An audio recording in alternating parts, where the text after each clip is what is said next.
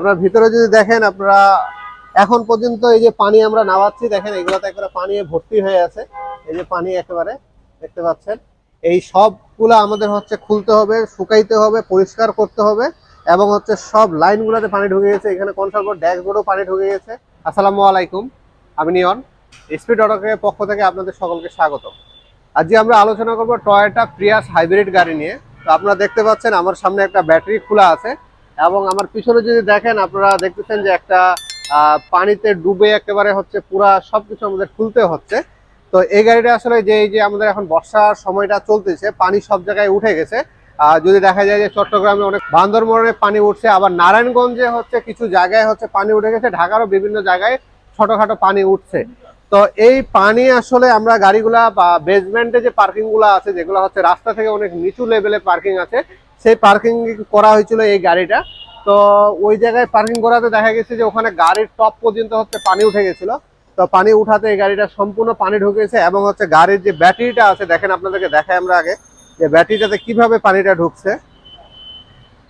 তো এইরকম পানি ঢুকলে অবশ্য আপনার হচ্ছে সবার প্রথমে হচ্ছে এখানে যে আপনার সার্ভিস প্লাগটা থাকে, সেই সার্ভিস প্লাগটা খুলে দিতে হবে এবং ব্যাটারির যে 12 ভোল্টের যে ব্যাটারিটা আছে সেটা লাইন খুলে দিতে হবে, না হলে কিন্তু সবকিছু পুড়ে যাওয়ার সম্ভাবনা আছে। আপনারা যদি কাছ থেকে একটু দেখেন যে এই জায়গায় পুরা একেবারে কাদা হয়ে গেছে, এই জায়গায় দেখেন আপনারা একেবারে কাদা ঢুকে গেছে, সম্পূর্ণ একেবারে সব কাদায় ভর্তি হয়ে গেছে। আর আমরা যদি ভিতরে নিয়ে আসি আপনাদেরকে, আপনার ভিতরে যদি দেখেন আপনারা এখন পর্যন্ত এই যে পানি আমরা নামাচ্ছি, দেখেন এগুলোতে একেবারে পানি ভর্তি হয়ে আছে। এই যে পানি একেবারে দেখতে পাচ্ছেন, এই সবগুলো আমাদের হচ্ছে খুলতে হবে, শুকাইতে হবে, পরিষ্কার করতে হবে এবং হচ্ছে সব লাইনগুলোতে পানি ঢুকে গেছে। এখানে কনসাল বোর্ড ড্যাশবোর্ডও পানি ঢুকে গেছে।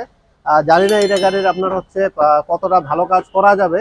তো সব পার্টস যদি পাওয়া যায় এবং আমরা পার্টস ম্যানেজ করার চেষ্টা করতেছি, অলরেডি কাজ শুরু করে দিয়েছি আমরা। দেখেন এই জায়গায় একেবারে যে জয়েন্ট গুলা থাকে ব্যাটারির সাথে সংযোগ লাইনটা, সেই লাইনটাতে একেবারে অবস্থা খারাপ হয়ে গেছে এবং যেখানে হাত দিচ্ছে সেখানে কাদা লাগে যাচ্ছে। দেখছেন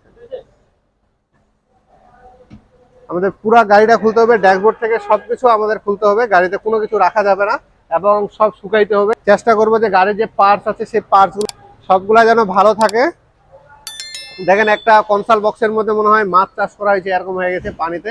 তো আমরা হচ্ছে গাড়ি যখন পার্কিং এ রাখতেছি, যেই পার্কিং গুলোতে পানি ঢোকার কিংবা পানি উঠার সম্ভাবনা আছে, তো বৃষ্টির সময় দরকার পড়লে আমরা উঁচা রাস্তার মধ্যে বাইরে জায়গায় রাখে দেওয়ার চেষ্টা করব।